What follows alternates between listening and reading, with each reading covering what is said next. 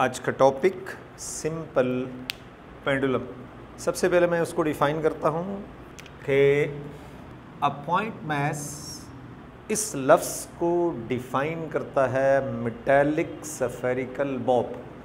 Point mass मैं bracket में लिख रहा हूँ, metallic spherical bob attach with very light and inextensible string supported by a very rigid and frictionless support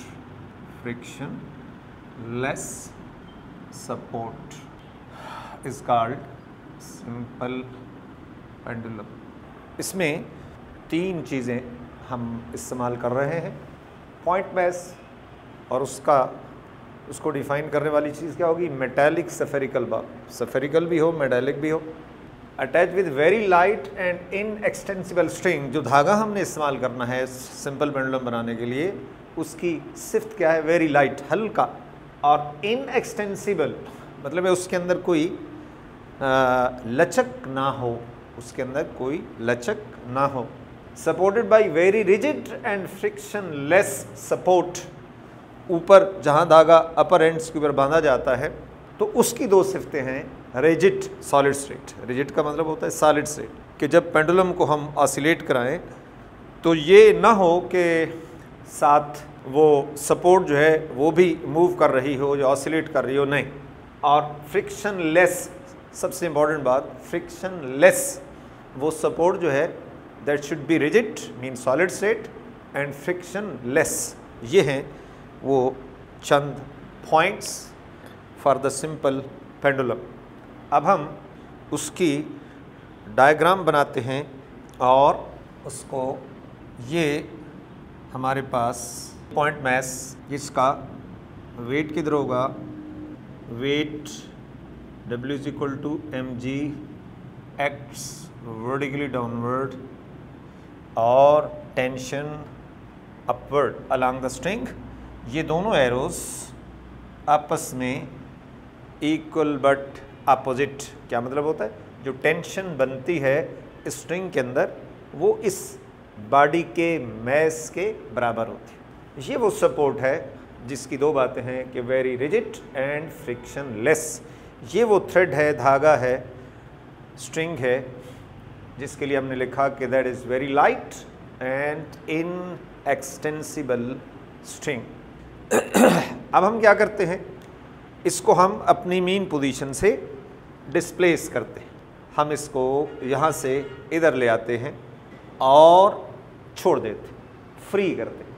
तो क्या होता है, जो ही हम इसको इस पोजीशंस पे ले आएँ और जो ही हम इसको फ्री करेंगे यहाँ से, तो क्या होगा कि वेट हमेशा वर्टिकली डाउनवर्ड होगा। किसी भी बॉडी का किसी भी पोजीशन में, चाहे वो प्लेन सरफेस पे है, चाहे इंक्लाइन प्लेन के ऊपर है, जहाँ भी है, तो वेट हमेशा वर्टिकली डाउन एक्ट करता है और टेंशन अलोंग द स्ट्रिंग वो हमेशा स्ट्रिंग के ही अलोंग होती है। तो यहाँ से ये एन एंगल थीटा हमने इसको डिस्प्लेस किया from mean positions to extreme positions. इस वक्त भी इसके ऊपर दो फोर्सेस हैं, टेंशन है, वेट है, दैट एक्ट्स वर्टिकली डाउनवर्ड। तो जब हम छोड़ते हैं इसको तो क्या होगा कि ये बॉब जो है that moves towards the mean position. तो इनिशियल क्या है कि इसकी वेलोसिटी 0 है। Now it starts moving towards the mean positions, और जो आगे जा रहा है तो इसकी वेलोसिटी बढ़ती जा रही है, बढ़ती जा रही है, बढ़ती जा रही है। मीन पे पहुंच के इसकी वेलोसिटी मैक्सिमम हो जाती है और वो वहाँ रुकेगा नहीं, बल्कि क्रॉस करेगा, आगे मूव करेगा, and that is because of inertia. That is because of inertia. लेकिन जो ही ये मीन से क्रॉस करेगा, अब इसकी वेलोसिटी में डिक्रीज शुरू हो जाता है और डिक्रीज होते होते अल्टीमेट सेकेंड एक्सट्रीम पोजीशंस के ऊपर उसकी वेलोसिटी 0 हो जाती है फॉर एन इंस्टेंट। और यहाँ से फिर वापस चलता है, मीन से क्रॉस करता हुआ एक्सट्रीम तक पहुँचता है। तो इन दिस वे दिस बॉब, जिसको हम एज अ होल अब पेंडुलम कह रहे हैं, ये ऑसिलेट करना शुरू कर देता है अबाउट दिस मीन पोजीशंस। और ऑसिलेशंस के लिए मस्ट है कि उसकी जो डायरेक्शन है ऑफ मोशन, जो लाइन ऑफ एक्शंस, वो बिल्कुल सेम होनी चाहिए। आप जब प्रैक्टिकल कर रहे हों तो साइड से जाके देखें कि वो जिस लाइन से आ रहा है क्या उसी लाइन पे वापस जा रहा है, जिस लाइन पे आया उसी लाइन पे वापस आ रहा है, तो तब हम फर्दर सिलसिले जो है कैलकुलेशन वगैरह के करेंगे। अगर वो इधर से जा रहा है वापस अपनी डायरेक्शन चेंज कर देता है तो हम कभी भी उसको ऑसिलेशंस का लफ्ज़ उसके लिए इस्तेमाल नहीं करेंगे।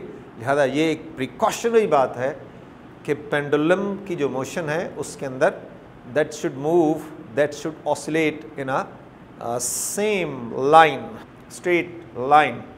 अच्छा, अब जब हम मैं कह रहा हूँ कि इसको जो ही हम छोड़ेंगे तो ये मूव करता है टुवर्ड्स ज़मीन पोजीशंस, तो हम देखना चाहते हैं कि वो कौन सी फोर्स है जो इस पेंडुलम को वापस मीन की तरफ लेके आ रही है। इस वक्त तो नज़र नहीं आ रहा, इसमें तो वेट तो वर्टिकली डाउनवर्ड है, टेंशन अलॉन्ग द स्ट्रिंग है, तो मीन की तरफ तो कोई भी फोर्स हमें नज़र नहीं आती।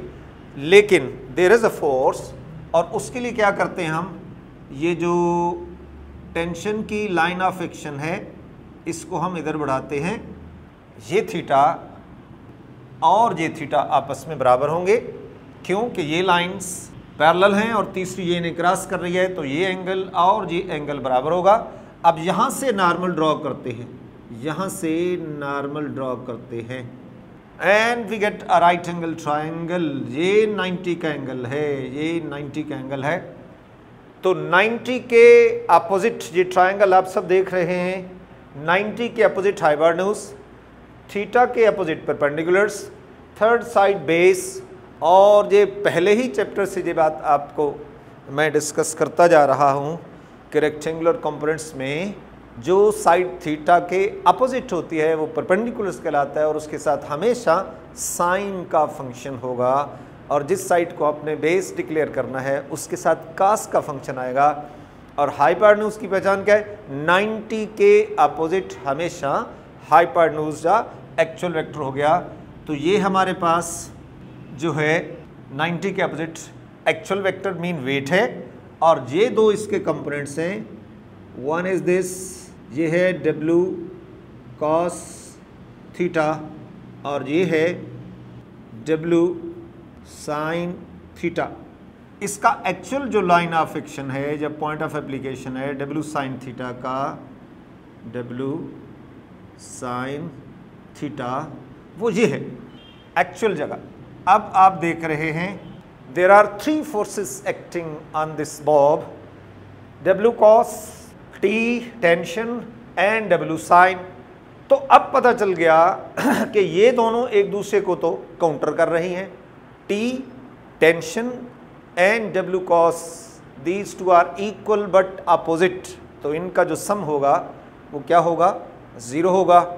W sin theta is the only force which is acting on this bob and is directed towards the mean positions।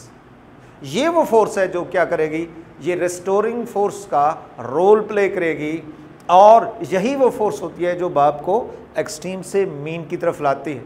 So W sin theta is responsible for the oscillation of the simple pendulum, और ये variable force है इसलिए कि इसके अंदर theta variable है।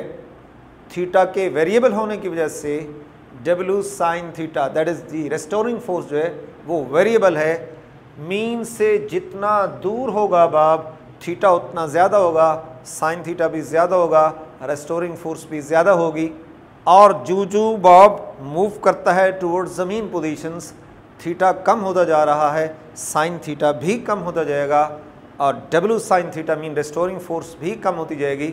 और जब ये बॉब मीन पे पहुंचेगा तो theta 0, sine 0 0, W sin theta 0, that is restoring force become 0।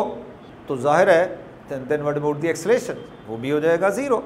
लेकिन वेलोसिटी मैक्सिमम। क्यों कि एक्सट्रीम से मीन तक मुसलसल रेस्टोरिंग फोर्स और वेलोसिटी दोनों की डायरेक्शन सेम है, जिसकी वजह से velocity is go on increasing.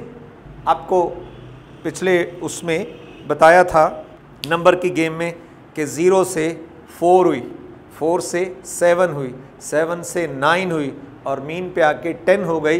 तो ये चेंज क्या है, ये वेलोसिटी के नंबर हैं, ये वेलोसिटी तो बढ़ रही है, लेकिन शुरू में पहले स्टेप पे जो चेंज है 0 से 4, तो 4 का चेंज है, 4 से 7 3 का चेंज है। ये एक्सेलरेशंस का नंबर है, 4 है, 3 है, फिर 2 है, फिर 1 है, फिर 0 है। सो W sin theta is maximum, restoring force is maximum at this position, eight extreme positions. लिहाजा जो ही हम स्टार्ट करते हैं इस बॉब को फ्री करते हैं, तो बेशक इनिशियल वेलोसिटी 0 है, लेकिन force mean restoring force maximum है। और जब फोर्स मैक्सिमम होती है तो according to Newton second's law acceleration भी मैक्सिमम होता है।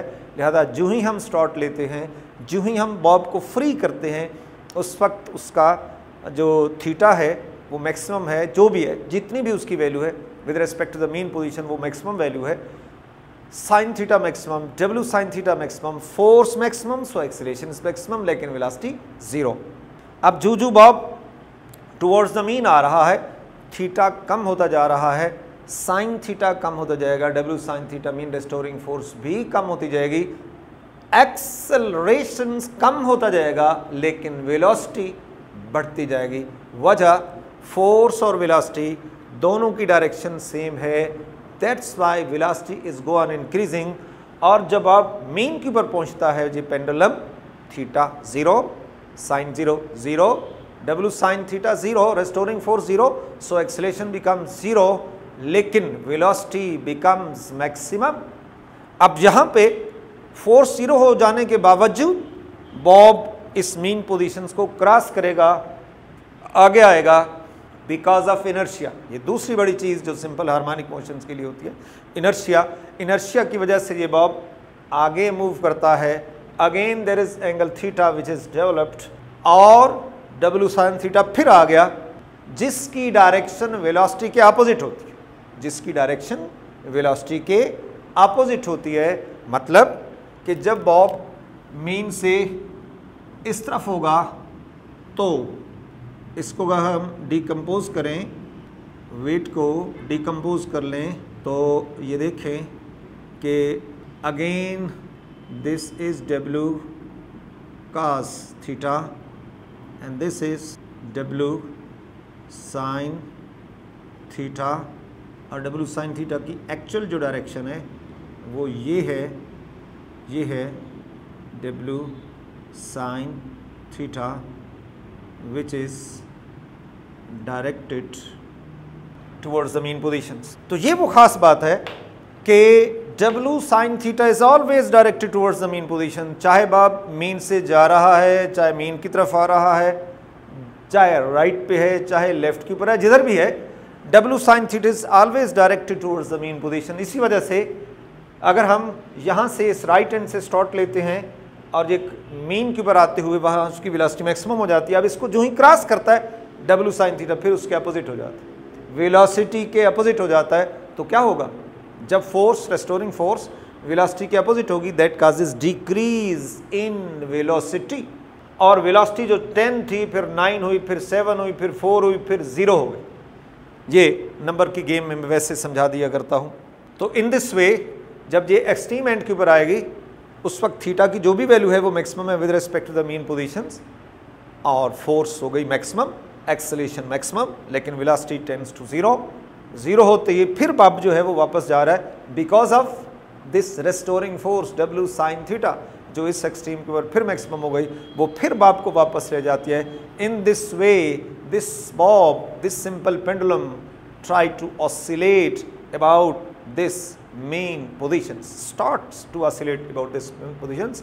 तो इस पूरी डिस्कशंस के अंदर हम लिख सकते हैं कि we see that t minus W cos theta is equal to 0 या t is equal to W cos theta, this is M G cos theta. कोई रोल नहीं है इस ऑसिलेट करने में t और w का, ये दोनों एक दूसरे की इक्वल बट अपोजिट हैं, लिहाजा इनका सम 0 है और इनका ऑसिलेट करने में कोई रोल नहीं है। w sin theta is, in order to discuss the motion of the pendulum, we decompose its weight, we get two components, w cos and w sin theta. W cos theta is balanced by T tension in the string, that is T minus W cos theta is equal to 0, T is equal to W cos theta, and this is mg cos theta. W sin theta play the role of restoring force. So we can write, what we can write, that F restoring minus W sin theta is equal to minus mg sin theta. Minus का sign हमने क्यों लगाया? Because restoring force is always directed towards the mean position. यही minus sign का concept होता है, यही इसका मतलब होता है कि माइनस का साइन क्यों लगा दिया है, because M G sine theta is always directed towards the mean positions. चाहे बॉब जो पेंडुलम मीन से आ रहा है चाहे जा रहा है, दोनों सूत्रों में M G sine theta, W sine theta is directed towards the mean positions. So according to Newton's second law, F is equal to ma. By equating these equation, we can write minus mg sin theta is equal to ma, या a is equal to minus g sin theta, where g is constant, universal constant है। जब ये constant है तो यहाँ से ये पता चला कि जो एक्सेलरेशन है that is directly proportional to sine theta, A is directly proportional to sine theta. अब हमारी सारा जोर जो है वो इस बात पे है कि whether the pendulum, the motion of the pendulum is simple harmonic और नॉट, जिसमें हमें बताया कि ए इज प्रोपोर्शनल टू एक्स होना चाहिए, ए इज प्रोपोर्शनल टू एक्स होना चाहिए, जहाँ पे तो साइन थीटा आ गया। अगर साइन थीटा और एक्स आपस में डायरेक्टली प्रोपोर्शनल होंगे तो फिर यस, अदरवाइज नहीं। कैसे इस बात को मैं एक्सप्लेन करता हूँ, देखें। लेट इस बात को समझाने के लिए मैं सपोज कर रहा हूँ कि बाप की ये जो पोजीशन है इस पे डिस्प्लेसमेंट है x1 और इस पे डिस्प्लेसमेंट है x2।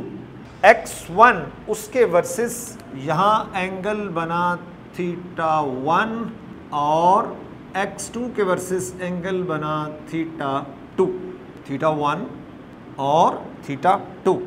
अब आप इस डायग्राम से देखें कि डिस्प्लेसमेंट x1 उसके वर्सेस एंगल थीटा 1 बन रहा है और डिस्प्लेसमेंट को हमने x2 कर दिया, एंगल ज़्यादा हो गया, थीटा 2 कहलाया। मैं सपोज कर रहा हूँ अगर x2 डबल कर दें तो थीटा डबल हो जाएगा, थीटा 2 की वैल्यू थीटा 1 से डबल होगी। यस, 100% ठीक बात। लेकिन क्या साइन थीटा भी डबल हो जाता है? मैं इसको न्यूमेरिकल नंबर्स के अंदर आपको समझाता हूँ कि अगर थीटा 130 है तो थीटा 2 कितना होगा? 60 होगा। अच्छा, ये तो ठीक हो गया। ये है वर्सेस x1 के और ये है वर्सेस x2 के। डिस्प्लेसमेंट को डबल कर दें जो बराबर है 2x1, तो थीटा डबल हो गया। लेकिन साइन थीटा, साइन 30 होता है 0.5 और साइन 60 0.866 होता है। अगर बात डबल की होती तो साइन 60 को 1 होना चाहिए, लेकिन साइन 60 तो हो रहा है 0.866। इसका मतलब क्या हुआ, 0.866 को हम 0.5 का डबल तो नहीं कह सकते, 0.5 को 2 से मल्टीप्लाई करें वो तो 1 आता है, और साइन 60 को 1 तो नहीं है। इसका मतलब हुआ x1 को डबल करने से थीटा 30 से 60 हो जाता है, थीटा 1 से थीटा 2 डबल हो गया, लेकिन साइन का फंक्शन जो है वो डबल नहीं होता। इसका मतलब है साइन थीटा और x mean displacement of the Bob from the mean position, ये आपस में डायरेक्टली प्रोपोर्शनल नहीं है। खाली थीटा जो हो अगर लिया जाए तो वो x के डायरेक्टली है, x के डबल करने से थीटा डबल हो जाता है, लेकिन साइन थीटा डबल नहीं होता। इसका मतलब ये हुआ कि sine theta simple harmonic motions की कंडीशंस को फुलफिल नहीं करता। Sine theta simple harmonic motions की कंडीशंस को फुलफिल नहीं करता कि x के डबल करने से थीटा तो डबल हो जाता है लेकिन साइन थीटा डबल नहीं होता। इसका यही मतलब लिया जाता है कि sine theta simple harmonic motions की कंडीशंस को फुलफिल नहीं करता, सिर्फ थीटा इस कंडीशंस को फुलफिल करता है। तो इधर लिख रहा हूं कि where sine theta does not fulfill the condition of simple harmonic motion, only theta fulfill this condition. That's why we made an approximation that if theta is small then sin theta is approximately equal to theta. इसी approximations की वजह से simple pendulum के practical की सबसे important precaution होती है कि पेंडुलम का जो एम्पलीट्यूड ऑफ ऑसिलेशन है उसको कम रखना है। ये नहीं है कि बस जितना तक जा रहा है पेंडुलम यहाँ से लेकर यहाँ तक जा रहा है, नहीं, उसका जो एम्पलीट्यूड ऑफ ऑसिलेशन होता है उसको कम रखना होता है। उसके पीछे यही फिजिक्स होती है कि हमने ये अप्रॉक्सीमेशन लगा रखी है कि if theta small then sine theta is equal to theta, ये मैथमेटिकल पॉइंट है। तो अब हम क्या लिख सकते हैं कि therefore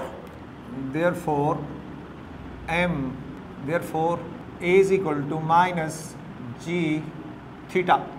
We know that S is equal to r theta, x is equal to r l theta, where l length of the pendulum, length of thread plus hook plus radius of the Bob. Theta किसके बराबर आ गया, x by L. x क्या है, displacement. x क्या है, displacement of the Bob from the mean position. l is the length of the pendulum. So a किसके बराबर आ गया, माइनस जी थीटा की जगह x by L, a is equal to minus G by L into X, where g by L ये constant है। अगर ये constant है तो हमारे पास आ गया a is equal to constant minus x, या a is proportional to minus x, और final result acceleration of this pendulum is directly proportional to the displacement and is always directed towards the mean positions. Minus का sign क्या बता रहा है कि acceleration जो है that is always directed towards the mean positions, और directly proportional displacement mean bob जितना दूर होगा मीन से x उतना ज़्यादा होगा, एक्सेलेरेशन भी उतना ज़्यादा होगा, लेकिन एक्सेलेरेशन चूँकि वेक्टर्स क्वांटिटी है उसकी डायरेक्शन जो है वो हमेशा मीन की तरफ होगी। क्यों कि उसको प्रोड्यूस करने वाली force mean restoring force W sine theta is always directed towards the mean position.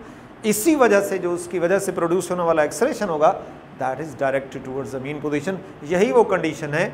So finally क्या कंक्लूड किया कि that is simple pendulum execute simple harmonic motion.